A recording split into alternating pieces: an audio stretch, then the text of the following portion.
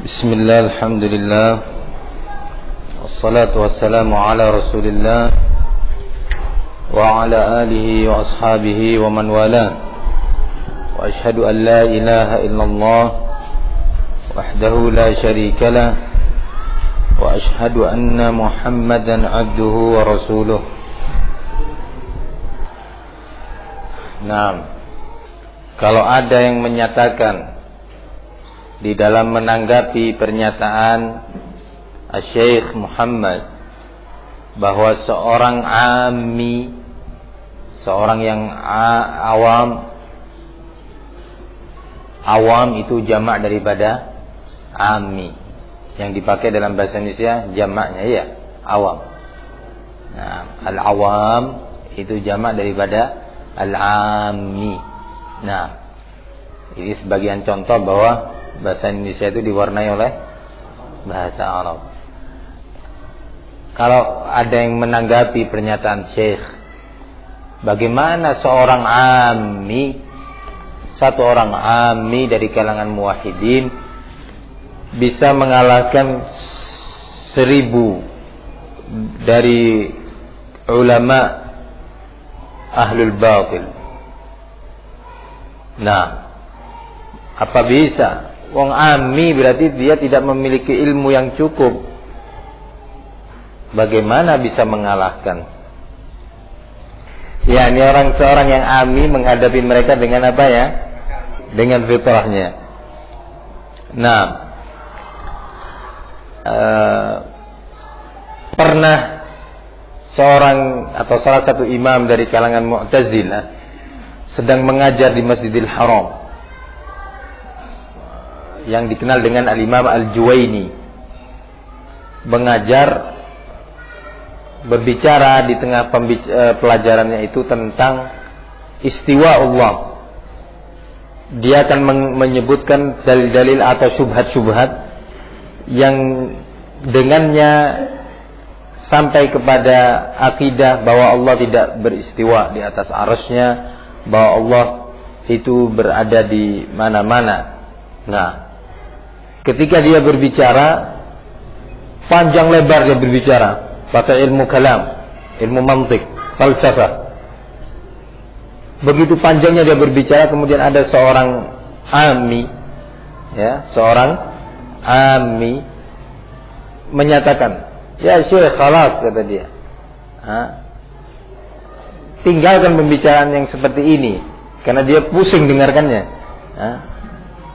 Cukup bagi kita Allah telah menyatakan Ar-Rahman 'alal 'arsy istawa. Cukup bahwa Allah sudah di atas arsy, cukup. Ini terlalu bulat. Seorang ammi hanya berpegang dengan satu ayat, meruntuhkan, kemudian Syekh terdiam. Dan orang di majlis akhirnya mendengarkan pembicaraan seorang ammi. Padahal ini Imam Juwaini, salah satu imam dari kalangan Mu'tazilah yang terkenal luar biasa. Nah, dalam usul fikih. Nah, luar biasa. Tapi sang ammi ini dengan fitrahnya nggak nerima pembicaraan ini, nggak sabar dia. Khalas Syekh. Ini apa dia? Sudah cukup bagi kita Allah telah menyatakan Ar-Rahman 'alal 'arsy istawa. Nah, dia dengan keawamannya, dengan bersihnya fitrah dia, bisa mendiamkan seorang syekh kabir dari masyayikh ahlul batil. Nah, sehingga di saat itu orang-orang yang hadir di majelis benar-benar terbawa dengan omongan seorang ammi dari kalangan muwahhidin ini tadi. Nah, maksud dia ayatnya sudah jelas, ahsan pindah pembicaraan lainnya. Nah, malah syekhnya yang barakallahu fik. Ini contoh dalam sejarah. Wah, sebenarnya masih banyak sekian contoh. Nah, baik, kita lanjutkan pembahasan yang berikutnya. Qala rahimahullah, kita sampai di mana? Wa innamal khaufu. Sudah dibaca belum? Qala al-muallif rahimahullahu ta'ala, wa innamal khaufu 'ala al-muwahhid alladhi yasluku at-tariqa wa laysa ma'ahu silahun. Namun ketakutan itu hanyalah terjadi bagi seorang yang muwahhid tetapi dia yang menempuh jalan, seorang muwahhid yang menempuh jalan dalam keadaan dia tidak memiliki senjata, dalam keadaan dia menghadapi kondisi ini tanpa memiliki ilmu yang cukup. Nah, inilah yang mengkhawatirkan. Nah, maksud Syekh bahwa walaupun seorang ami bisa mengalahkan dengan fitrahnya ahlul batil, bukan berarti kemudian kita cukup, sudahlah kita jadi seorang ami yang bisa mengalahkan 1000 ulama ahlul batil. Bukan berarti itu, tetapi Syekh memberikan kepada kita tasjid, semangat, pemberian semangat kepada kita agar kita tidak merasa kecil hati dan merasa bahwa syubhat-syubhat ahlul batil itu adalah suatu yang sulit untuk dihadapi. Nah, Syekh ingin memberi semangat kepada kita agar kita bangkit di dalam menghadapi al-mujrimin, musuh-musuh dakwah tauhid ini tadi.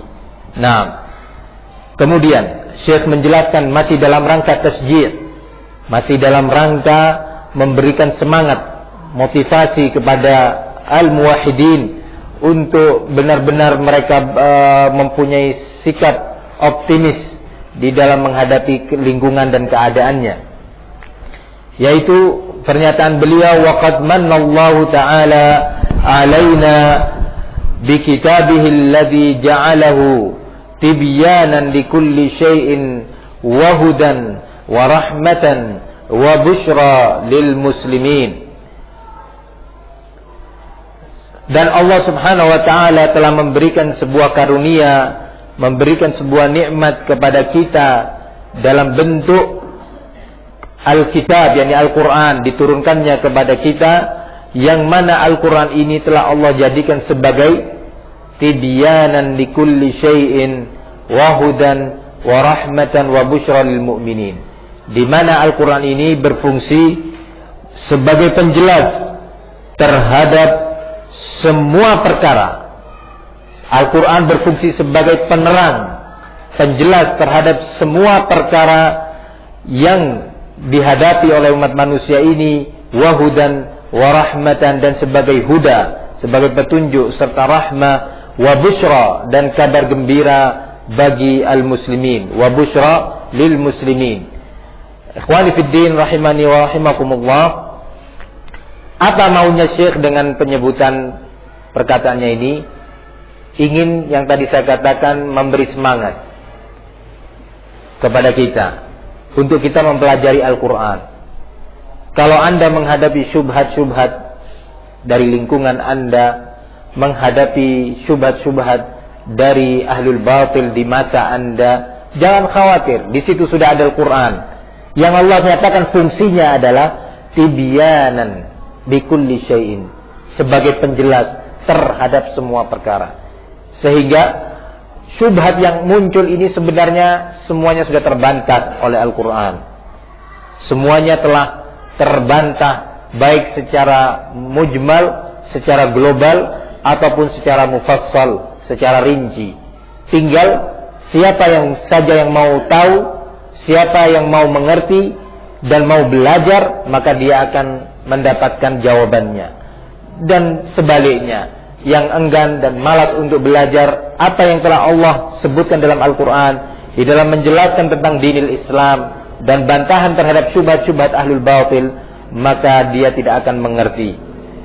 Nah, kemudian beliau melanjutkan, fala ya'ti sahibu batilin bihujjatin illa wa fil qur'ani ma yanquduha wa yubayyinu butlanaha, kama qala ta'ala, wala ya'tunaka bimathalin illa ji'naka bil haqqi wa ahsana tafsira. Sekarang masih dalam pembicaraan tasjid, terghib, pemberian semangat dari Syekh rahimahullah. Nah, dalam bentuk yang lebih rinci, di mana beliau kemudian menyatakan, fala ya'ti sahibu batilin bihujjah, tidaklah seorang ahlul batil datang menemui Anda dengan sebuah hujjah, maksudnya dengan sebuah syubhat, dengan sebuah dalil yang dia pegang, yang dia gunakan sebagai dasar yang melandasi kebatilan dia, illa wa fil qur'ani ma yanquduha, kecuali pasti didapati di dalam Al-Quran dalil atau hujjah yang bisa merontokkan, meruntuhkan syubhat ahlul batil tersebut. Wa yubayyinu butlanaha, dan menjelaskan tentang bentuk atau sisi-sisi kemungkarannya atau kebatilannya. Akan dibongkar oleh Allah Subhanahu wa taala dari sisi mana kebatilannya. Walaupun pembicaraan itu sudah dikemas dengan perhiasan yang indah sekali, sehingga kebatilan itu terlihat dari sekian sisinya dia adalah sesuatu yang hak, tetapi Allah Subhanahu wa taala akan membongkarnya dan menyingkapnya sehingga nampak bahwa yang batil itu adalah batil. Ini Al-Quran. Dalilnya apa? Bahwa tidaklah setiap syubhat yang datang, tidaklah sebuah syubhat dan kerancuan muncul di mana saja, kapan saja, dari siapa saja, pasti di dalam Al-Quran telah ada yang menjelaskannya dari ayat-ayatnya dan dirinci oleh Allah Subhanahu wa taala, baik langsung di dalam Al-Quran ataupun melalui perantara As-Sunnah. Allah Subhanahu wa taala menyatakan wala ya'tunaka bimatsalin, dan tidaklah mereka itu, ini ayat sedang berbicara kepada Rasul sallallahu alaihi wasallam, di mana pada masa itu Rasulullah menghadapi syubhat-syubhat kaum munafikin, syubhat-syubhat musyrikin yang cukup lumayan dahsyatnya, sehingga dalam beberapa kondisi, dalam beberapa keadaan Rasulullah sempat terdiam, sempat bersedih. Nah, ketika ahlul batil menyebarkan kebatilannya, di antaranya ketika sempat dalam beberapa hari lamanya Jibril tidak turun kepada Rasul sallallahu alaihi wasallam.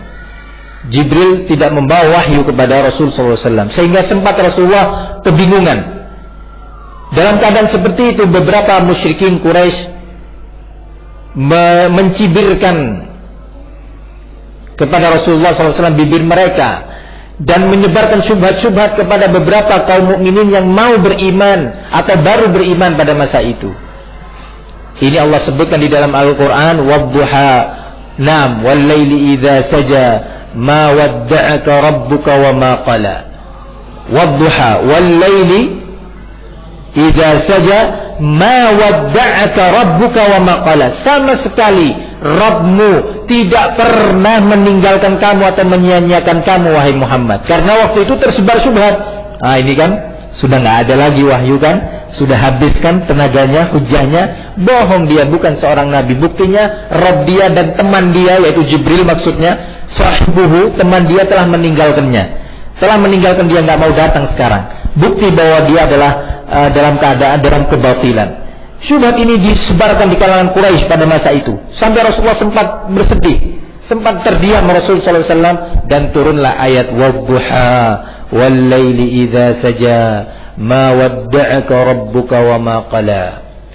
Nah, ini salah satu contoh dari sekian jawaban Allah Subhanahu wa taala kepada ahlul batil, baik yang berkaitan langsung dengan sebuah peristiwa ataupun dalam bentuk pemikiran-pemikiran yang akan dimunculkan oleh ahlul batil.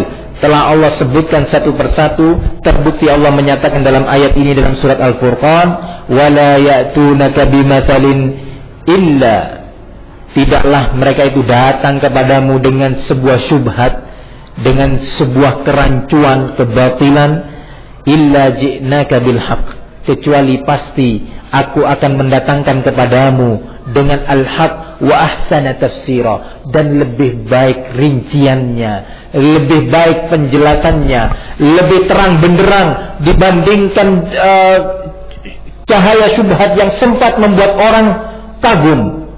Akan datang cahaya yang lebih kuat, meredupkan, menghilangkan cahaya syubhat tersebut yang sempat membuat orang atau beberapa pihak terkagum-kagum dan terpukau dengan cahaya syubhat tersebut. Allah akan datangkan nih lebih terang lagi, wa ahsana tafsira.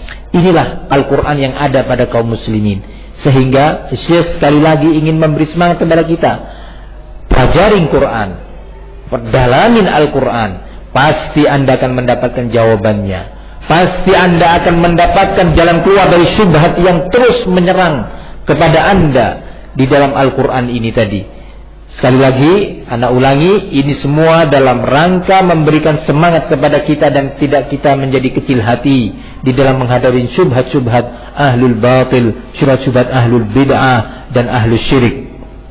Kemudian beliau menyatakan, qala ba'dul mufassirin, hadhihi al-ayatu 'ammatun fi kulli hujjatin ya'ti biha ahlul batil ila yaumil qiyamah.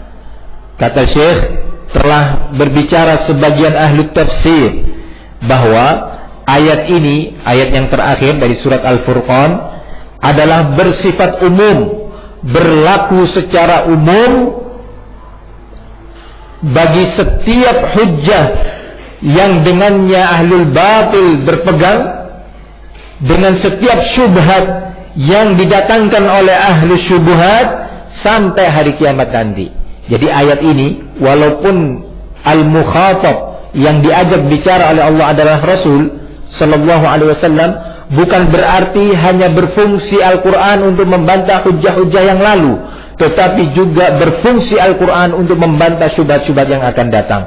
Rasulullah telah meninggal, tetapi warasatul anbiya masih hidup dan terus dilahirkan oleh Allah. Para pewaris-pewaris Nabi, yaitu para ulama yang bermunculan dari generasi ke generasi yang berikutnya, membawa bendera al-haq, membantah syubhat-syubhat yang muncul di setiap waktu. Kita melihat di zaman tabi'in dahulu muncul para ulama yang luar biasa membantah syubhat-syubhat al-mu'tazilah, syubhat-syubhat al-khawarij, syubhat-syubhat al-rafidah. Begitu juga di zaman tabi'in muncul rijal seperti al-Imam Malik rahimahullah, al-Imam barakallahu fikum Ats-Tsauri, Ibnu Uyainah, Hammad bin Zaid, dan yang lainnya dari kalangan ulama yang membantah syubhat-syubhat ahlul batil. Begitu juga seterusnya. Begitu muncul syubhat yang baru, Allah munculkan seorang ulama atau lebih yang akan membantah syubhat tersebut. Muncul di zaman al-Imam Ahmad syubhat ahli filsafat, syubhat al-Jahmiyah yang luar biasa dahsyatnya pada masa itu. Luar biasa. Sampai akidah al-Jahmiyah ini tadi dijadikan sebagai kurikulum inti di dalam pendidikan atau madrasah-madrasah pada masa itu. Dipaksakan oleh negara sebagai ideologi utama negara pada masa itu, khalifah pada masa itu. Nah, tetapi di sana muncul al-Imam Ahmad, muncul beberapa imam, Ishaq ibn Rahawai pada masa itu, yang membantah dan menghancurkan syubhat-syubhat al-Jahmiyah. Begitu mereka meninggal dunia, muncul al-Imam al-Bukhari, al-Imam Muslim, dan yang berikutnya. Terus sampai pada masa Syekhul Islam Ibnu Taimiyah, yang fitnah ahlul kalam pada masa itu, fitnah ahlul batil dari kalangan ahlul mantiq, luar biasa dahsyatnya. Sampai-sampai Syekhul Islam tidak pernah berhenti sedikit pun di dalam menulis, menjelaskan tentang al-haq dan membantah syubhat-syubhat mereka. Nah, kita tahu al-aqidah al-wasitiyah, al-aqidah tadmuriyah, dan yang lainnya dari karya-karya beliau, semua itu dalam rangka membantah ahlul batil. Muncul setelah itu Ibnul Qayyim, Ibnu Katsir, al-Imam al-Mizzi rahimahumullah jami'an, semuanya menjelaskan. Al-Imam Az-Zahabi punya kitab Al-Ulu di dalam membantah al-Jahmiyah dan Mu'tazilah, al-Asy'ariyah. Juga Syekhul Islam memiliki kitab Dar'u Ta'arudil Aqli wan Naql, menjelaskan tentang bagaimana kebatilan ahlul mantiq dan ahlul kalam yang menuhankan akal, dibantah oleh beliau dalam sekian jilid itu secara rinci satu persatu. Al-Imam Ibnu Qayyim memiliki kitab As-Sawa'iqul Mursalah. Kitab ini khusus membantah al-Jahmiyah. Syekhul Islam punya kitab Minhajus Sunnah, membantah di sana ar-Rafidah dalam 6 jilid kurang lebih. Kitab Minhajus Sunnah ini terdapat di dalamnya sekian penjelasan Syekhul Islam yang sampai hari ini terus ulama demi ulama muncul al-Imam Syaukani rahimahullah, muncul al-Imam Al-Hafidh Ibnu Hajar, muncul setelah berikutnya al-Imam As-San'ani, kemudian Syekh Muhammad bin Abdul Wahab pada masa itu, terus sampai pada masa kita Syekh Abdurrahman bin Hasan al-Syekh, Syekh Abdul Aziz bin Baz rahimahullah, Syekh Al-Utsaimin, Syekh Al-Albani, kita mendengarkan bagaimana beliau membantah syubhat-syubhat ahlul batil yang tertuang di dalam buku-buku mereka itu. Sampai hari ini terus para ulama tidak berhenti. Dan inilah realisasi dari firman Allah Subhanahu wa ta'ala yang disebutkan di dalam surat Al-Furqan tadi, wala ya'tunaka bimathalin illa ji'naka bil haqqi wa ahsana tafsira. Maka kita tullabul ilm, kita sebagai penuntut ilmu sekarang ini, kita pun sedang mempelajari. Jangan dikira bahwa apa yang dituliskan oleh Syekh dalam kitab ini sesuatu yang sekedar sebuah cerita saja, sebuah sejarah. Tidak, kita pun akan mengalami, kita akan menghadapi berbagai macam orang, berbagai macam bentuk syubhat yang dimunculkan. Di saat itu kita dituntut pertama untuk menyelamatkan diri kita di dalam membantah atau dengan membantah syubhat tersebut. Yang kedua, kita dituntut untuk menyelamatkan orang yang di sekitar kita dari kebatilan-kebatilan tersebut. Tidak kemudian kita punya kebiasaan ketika ada syubhat datang, gampang nanti gimana kalau ketemu sama ustaz aja. Ya. Ini begini akhi. Ya nanti kita bareng-bareng ziarah ke ustaz, nanti tanyakan ke ustaz. Nah ini yang seperti ini sudah nggak berlaku lagi mestinya. Ya, bagi yang sudah sekian lama belajar harus dia bisa menjawab dengan tata cara menjawab yang tepat, yang ilmiah sesuai dengan porsinya. Nah, ini yang ingin kita pelajari. Oleh karena itu diharapkan untuk ikhwan bisa menguasai apa yang disebutkan oleh Syekh rahimahullah. Karena setelah ini beliau akan memasuki penyebutan tentang syubhat-syubhat yang akan beliau bantah satu persatu, dan sebelumnya akan didahului dengan penyebutan tata cara menjawab kepada ahlul batil secara mujmal atau secara global. Kemudian beliau menyatakan setelah itu, wa ana adhkuru laka asya'a mimma dzakarallahu fi kitabih jawaban li kalamin ihtajja bihil musyrikuna fi zamanina alaina.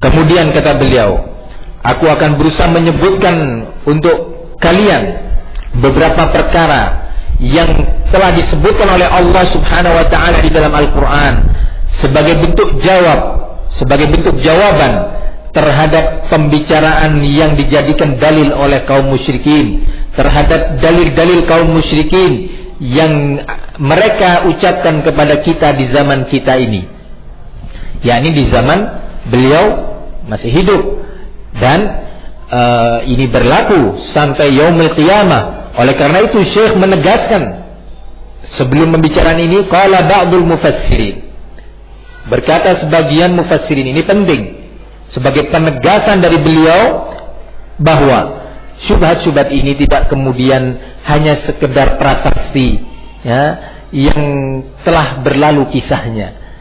Tidak, tetapi ini sesuatu yang akan terus berlanjut sampai yaumul qiyamah. Bukankah iblis telah menyatakan qala fa'anzirni ila yaumi yub'atsun, ya Allah tundalah kematianku sampai yaumul qiyamah? Maka syubhat ini pun akan terus berlanjut dimunculkan oleh iblis dan tentaranya sampai yaumul qiyamah, sampai yaumi yub'atsun. Oleh karena itu beliau menyatakan hadhil ayatu ammatun fi kulli hujjatin ya'ti biha ahlul batil ila yaumil qiyamah. Ayat ini berlaku, bersifat secara umum di dalam menjelaskan setiap syubhat yang muncul sampai hari kiamat nanti.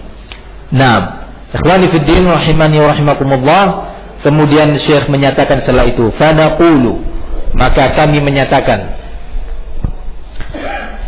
jawabu ahlil batili min tariqaini mujmalin wa mufassalin. Di dalam menjawab ahlul batil ditempuh melalui dua cara. Salah satunya adalah cara yang bersifat mujmal. Mujmal itu artinya global. Cara yang kedua mufassal. Mufassal itu artinya bersifat rinci.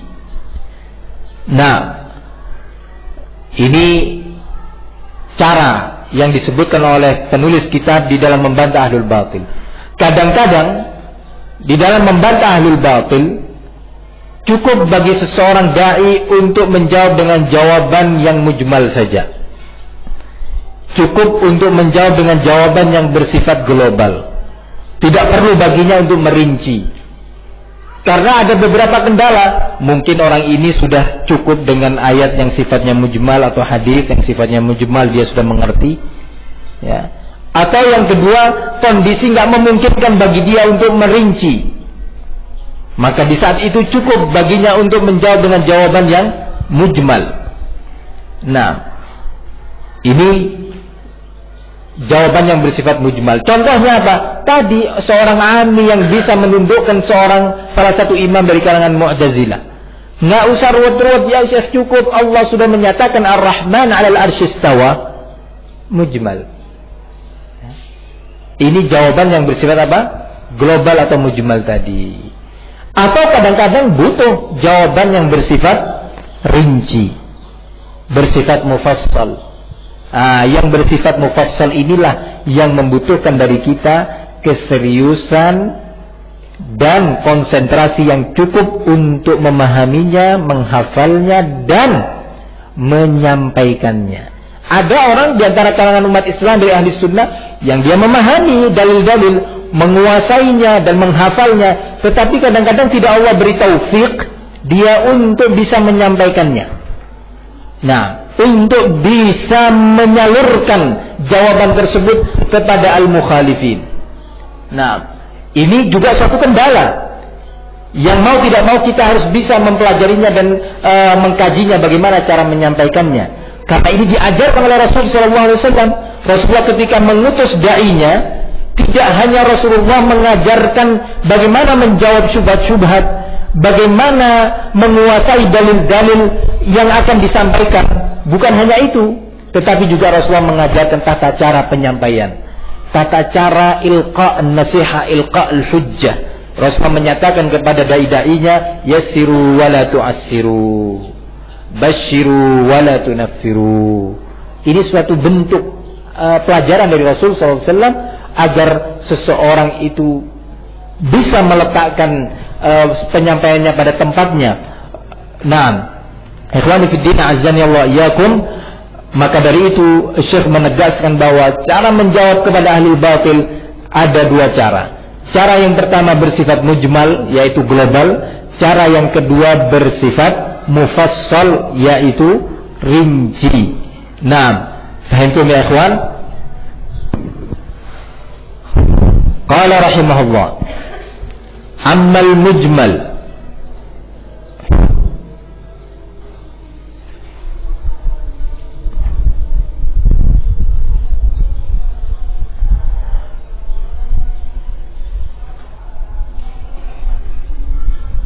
قال أما المجمل فهو الأمر العظيم والفائدة الكبيرة لمن أقلها وأقلها، وذلك قوله تعالى هو الذي أنزل عليك الكتاب منه آيات محكمات هن أم الكتاب وأخر متشابهات، فأما الذين في قلوبهم زيغ فيتبعون ما تشابه منه ابتغاء الفتنة وابتغاء تأويله وما يعلم تأويله illallah.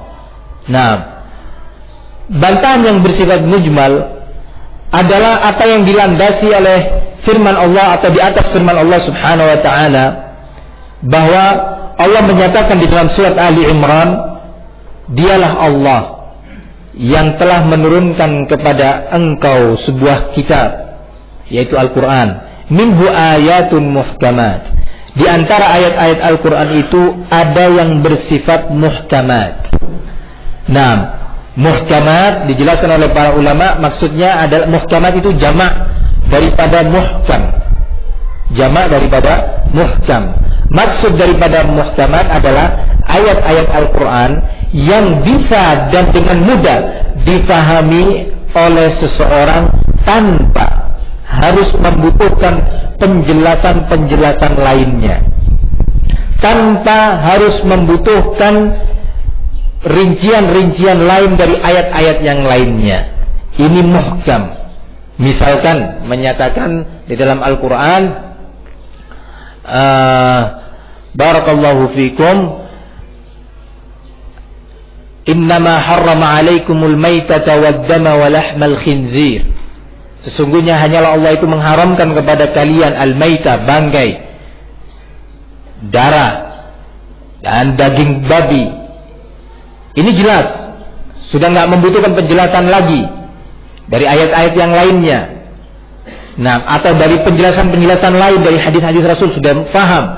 Tetapi di situ ada beberapa ayat yang sifatnya masih mutasyabih, yang mana tidak bisa mengerti tentang makna ini satu kecuali Allah Subhanahu wa taala.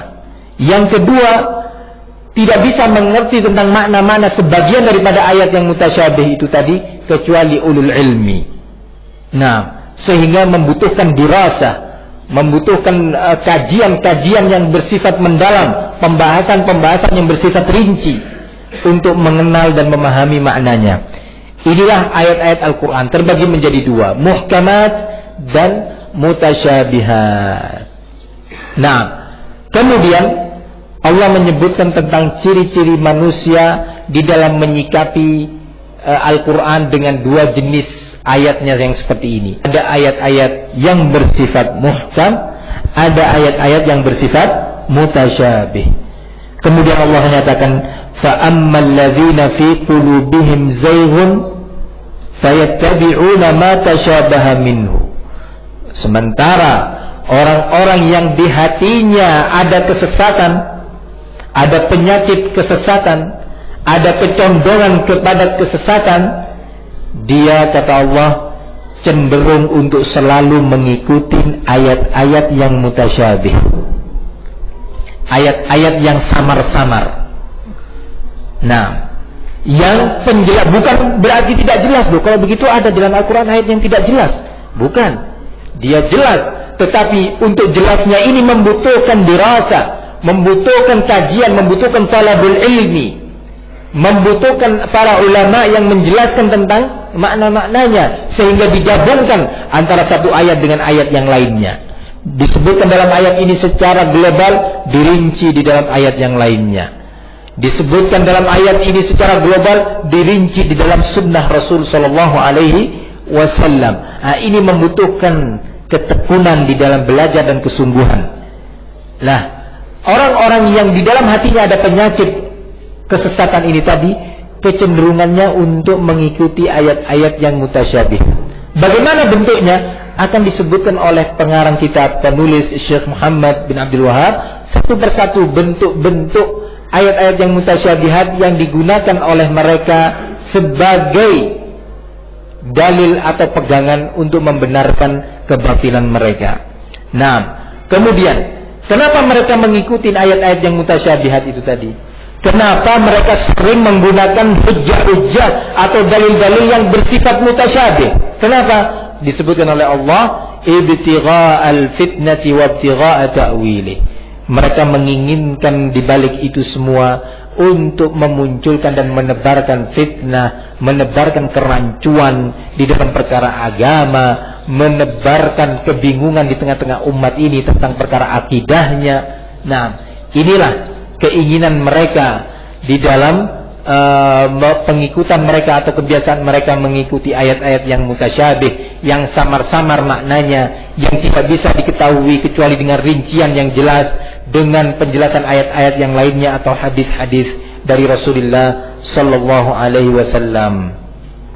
Nah, ikhwani fiddin, azani Allah iyyakum, kita melihat dalam kehidupan kita ini, ahlul batil sering sekali mereka menggunakan ayat-ayat yang mutasyabih, ayat-ayat atau hadis-hadis yang memungkinkan maknanya secara sekilas dipahami untuk membenarkan perbuatan batil atau kesyirikan atau sebuah bid'ah.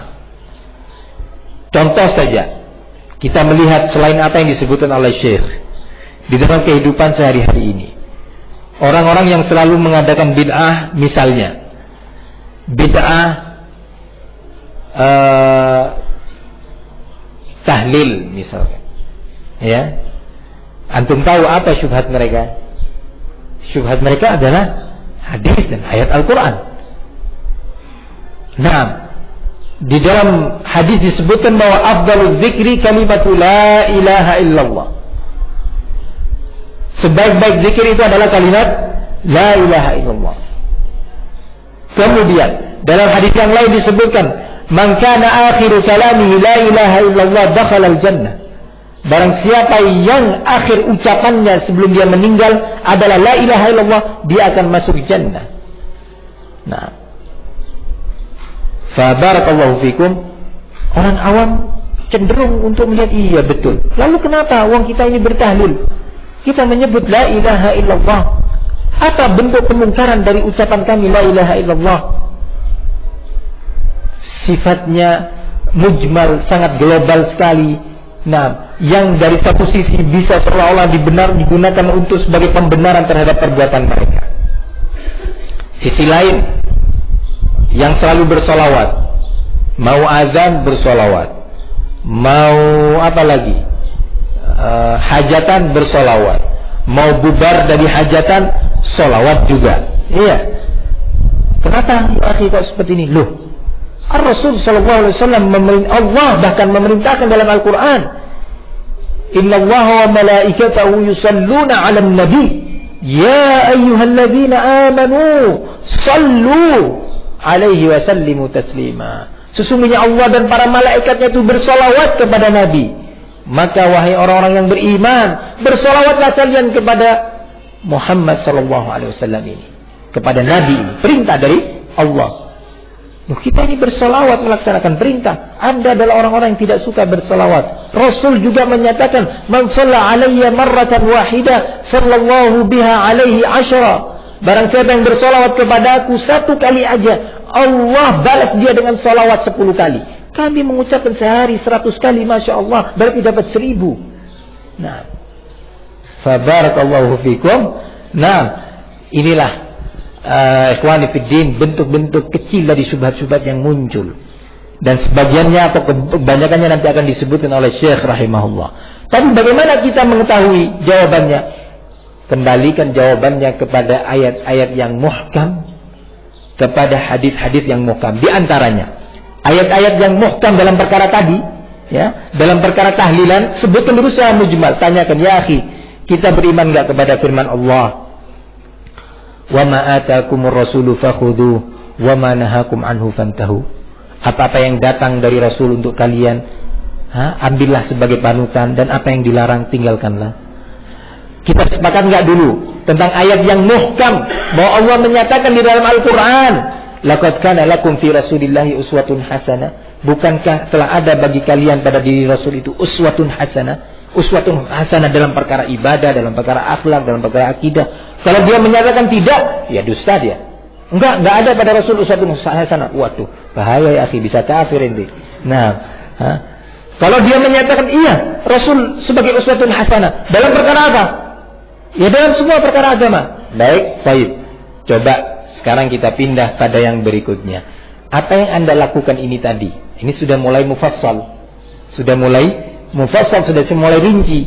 Apa yang Anda lakukan? Mengucapkan salawat sebelum azan, yang menurut Anda baik karena mengamalkan perintah Allah dan perintah Rasul untuk bersolawat.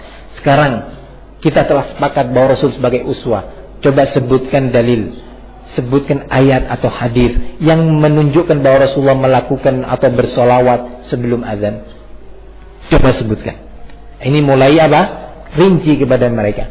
Sehingga sebelum kita menjawab kepada ahlul batil dengan jawaban yang rinci, sepakat dulu dalam perkara yang mujmal yang memang tidak boleh berbeda dalam perkara itu. Kita harus sepakat dulu dalam perkara yang sifatnya muhkam, yang tidak bisa ditawar-tawar lagi dan sudah jelas di dalam Al-Quran. Baru kita menginjak kepada yang rinci. Jangan langsung masuk kepada yang rinci. Nah, jangan langsung masuk kepada yang rinci. Ini Syekh akan menerapkan tata cara menjawab yang seperti ini di dalam tulisan beliau. Mujmal dulu, baru mufassal. Buat kesepakatan pada ayat-ayat yang atau hadis-hadis yang muhkam, ya. Baru setelah itu masuk kepada ayat-ayat dan hadis-hadis yang bersifat rinci, yang telah dijelaskan oleh Allah dan Rasulnya dan dijelaskan oleh para ulama. Kemudian kita akhiri kajian kita siang hari ini dengan pernyataan Syekh.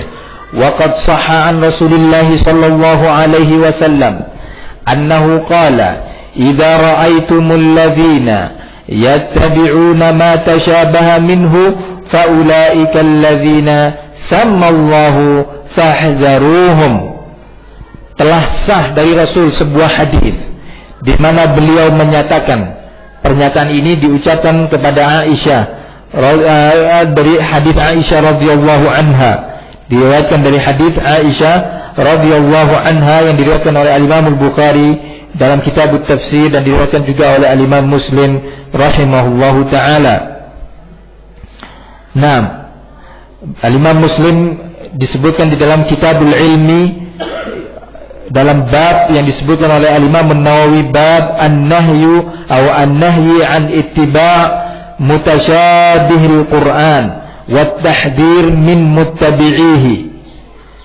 Bab, kata Al-Imam An-Nawawi rahimahullah, naam, larangan untuk mengikuti apa-apa yang mutasyabih dari Al-Quran, dan tahdzir, kata Imam Nawawi, tahdzir, peringatan dari orang-orang yang punya kebiasaan mengikuti ayat-ayat mutasyabih. Sehingga ini pernyataan bab ini diletakkan oleh siapa? Al-Imam An-Nawawi. Jadi kalau baca buku-buku Nawawi jangan diambil separuh, dibuang yang lain, jangan. Nah, ini Imam An-Nawawi, nah, yang sering bukunya dipakai oleh sebagian umat ini yang mengaku Imam Nawawi sebagai imamnya, tetapi pas pada bagian-bagian yang seperti ini nggak mau diambil. Pas pada bagian-bagian yang seperti ini mau dibuang. Coba lihat Imam Nawawi menyatakan wa tahdzir min muttabi'ihi, dan peringatan keras untuk duduk atau berjalan berkumpul dengan orang-orang yang mengikuti ayat-ayat yang mutasyabih. Nah, hati-hati, kata Imam An-Nawawi rahimahullahu ta'ala. Kemudian hadis itu menyatakan, di mana Rasulullah berkata, "Idza ra'aitum," jika kalian melihat, "alladzina yattabi'una ma tasyabaha minhu," orang-orang yang punya kebiasaan mengikuti dalil-dalil atau ayat-ayat atau hadis yang mutasyabih, ya, yang samar-samar, maka faulaika alladzina sammallah, maka orang-orang itulah yang Allah sebutkan, maksudnya di dalam surat Ali Imran, karena hadis ini berkaitan dengan ayat yang tadi kita baca. Ayat yang sudah kita baca, huwallazi anzala 'alaikal kitaba minhu ayatun muhkamat hunna ummul kitab wa ukharu mutasyabihat.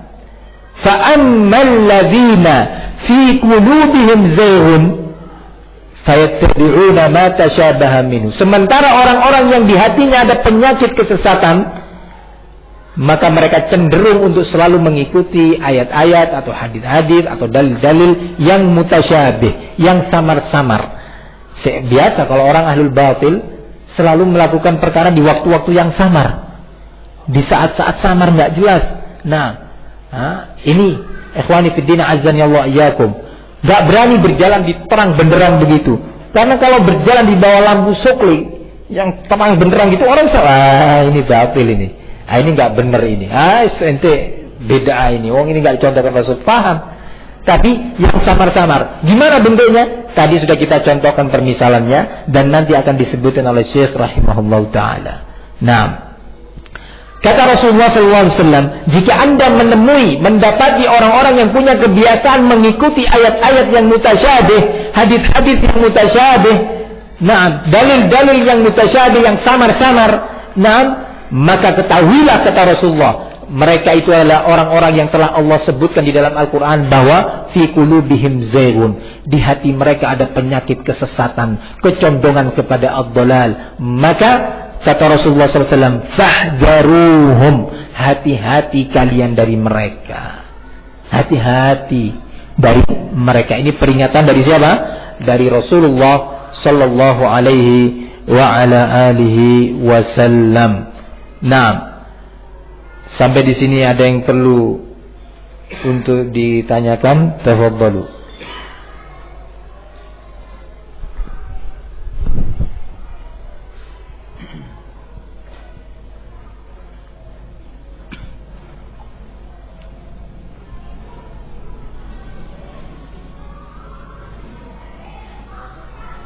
Nah,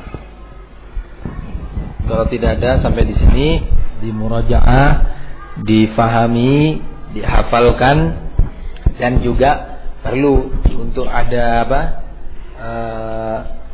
tanya jawab. Nah, tanya jawab di antara antum, bagaimana cara membantah ahlul batil. Bagaimana cara membantah ahlul batil. Ini penting ya ikhwan. Kadang-kadang antum menemui seorang yang bergelimangan kebatilan padanya. Pada hakikatnya mungkin dia ingin al-haq. Pada hakikatnya dia ingin al-haq. Dan tiba-tiba secara tidak disangka-sangka orang yang semacam ini datang menemui antum atau bertemu di jalan atau di kendaraan atau di mana, di tempat-tempat yang ada ini. Kemudian dia mengungkapkan beberapa apa yang ada di benaknya. Di saat seperti itu, nah, kita dituntut untuk mampu memberikan penjelasan kepada orang seperti ini. Kadang-kadang dia berusaha untuk berjidal, nah, berusaha untuk membantah gitu loh. Karena itu dia yakini bahwa itu adalah benar. Dia nampak ada keinginan untuk baik. Di saat seperti itu, kita sangat diminta dan sangat dibutuhkan tenaga dan pikiran kita untuk bisa menjelaskan dia kepada dia. Mungkin saja dia mendapatkan hidayah dengan penjelasan kita. Dan yang seperti ini tiba-tiba kadang-kadang nggak bisa, afwan ya akhi, kitab Kashfus Syubhat ana di rumah, nanti kita ketemu lagi ya. Oh, dia sudah ente nggak ngerti berarti. Nah, oleh karena itu butuh untuk kita menguasainya.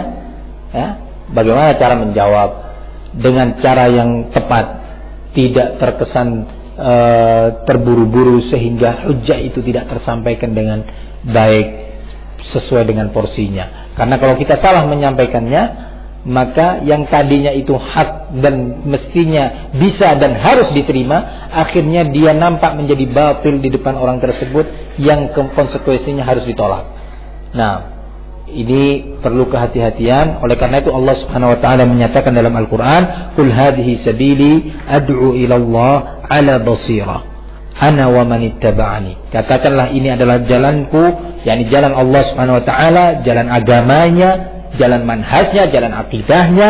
Aku berdakwah menuju kepada agama Allah ini tadi ala basirah.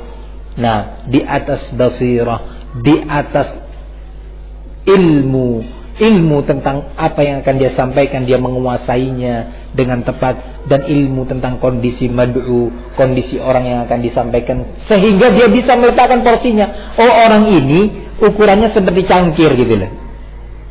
Kalau seperti cangkir, ya harus dituangkan sesuai dengan porsinya. Kalau ente beri terus tambah banyak, luber ya, akhirnya mendatangkan boror, mendatangkan madarrah. Nah, orang ini seperti gelas ini besarnya. Nah, akhirnya kita mengiranya kecil, dikasih air sedikit segini. Dikasih sedikit, nggak sesuai dengan porsinya. Harus dipenuhin sampai dia merasa puas. Ya, cukup. Nah, ini permisalan penting untuk kita mengetahui kadar madu ini apa sebenarnya. Gitu. Nah, fahimtum ya ikhwan? Nah, ilahuna subhanakallahumma wa bihamdika asyhadu an la ilaha illa anta astaghfiruka wa atubu